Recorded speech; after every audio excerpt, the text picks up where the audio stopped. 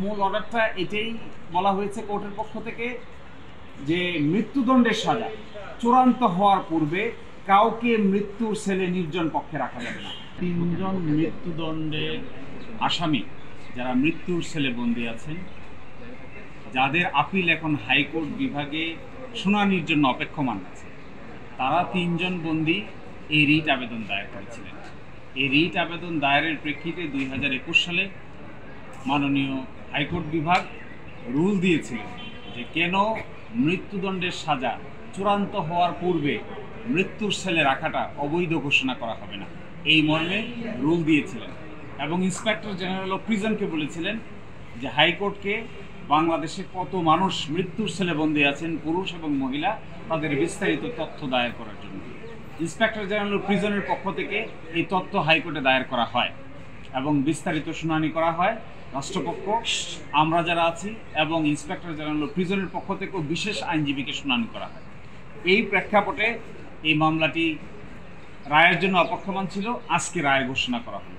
এই রায়ের প্রথম দফা যে ঘোষণা করেছেন যে কোনো ব্যক্তির মৃত্যুদণ্ড চূড়ান্ত হওয়ার পূর্বে তাকে মৃত্যুদণ্ডাদেশপ্রাপ্ত আসামি বলা যাবে না এবং তাকে মৃত্যুর সেলে বন্দী রাখা যাবে না।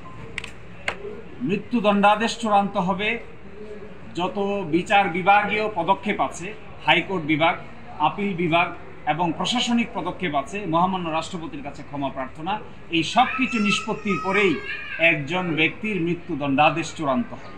মৃত্যুদণ্ডপ্রাপ্ত আসামিদের জামিনের দরখাস্ত শুনানি হয় না। অন্যান্য আসামিদের যাদের মৃত্যুদণ্ডের চাইতে অন্য সাজা হয় তাদের জামিনের দরখাস্ত হরহ শুনানি হয় এবং তারা জামিন পেয়ে বেরিয়ে যান।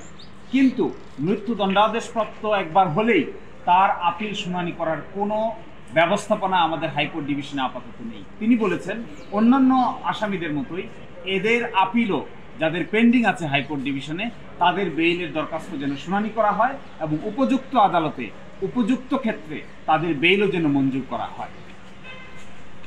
আর বলেছেন জেল কর্তৃপক্ষকে এবং সারা বাংলাদেশের যত জেল আছে, ইন্সপেক্টর জেনারেল অফ প্রিজন সহ সবাইকে এই মৃত্যুর সেলে যারা বন্দী থাকে তাদের সম্পর্কে কোনো তথ্য, কোনো সাংবাদিক, কোনো রিসার্চার কিংবা অন্য কোনোভাবে তথ্য অধিকার আইনে যদি কেউ দরখাস্ত দিয়ে জানতে চায় তাদেরকে যেন বিস্তারিত তথ্য জানানো হয়।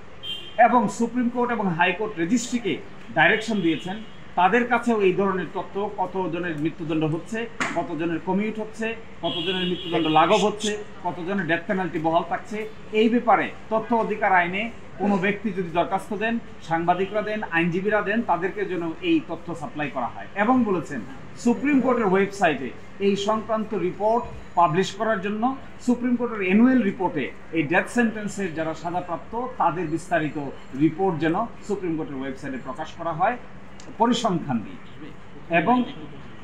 এবং সর্বশেষ বলেছেন যে আগামী 2 বছর সময় দেওয়া হচ্ছে বাংলাদেশের সকল জেল কর্তৃপক্ষকে।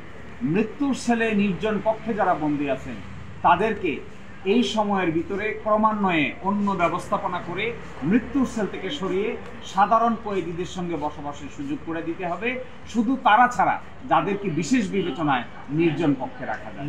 মূল অর্ডারটা এটাই বলা হয়েছে কোর্টের পক্ষ থেকে যে মৃত্যুদণ্ডের সাজা চূড়ান্ত হওয়ার পূর্বে কাউকে মৃত্যুর সেলে নির্জন কক্ষে রাখা যাবে না।